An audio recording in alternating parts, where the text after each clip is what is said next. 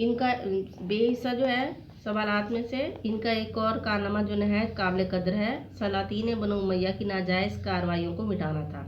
इसका जवाब है, सलातीन बनु उमैया ने मुल्क का बड़ा हिस्सा जो रया के कब्ज़े में था वो जागीर में अपने ख़ानदान को दे दिया। उमर बिन अब्दुल अज़ीज़ जब तख्त पर बैठे तो सबसे पहले उन्हें इसी चीज़ का ख्याल आया और आपने अवाम को वापस दे दी।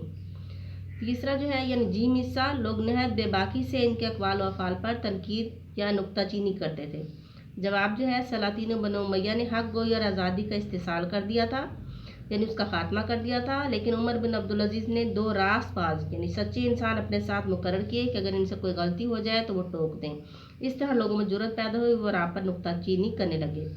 नंबर 4 जो है दाल हिस्सा, उमर बिन अब्दुल अज़ीज़ की हुकूमत और सल्तनत का असली असूल मसावात और जमहूरियत था। जवाब जो है, उमर बिन अब्दुल अज़ीज़ की हुकूमत में तमाम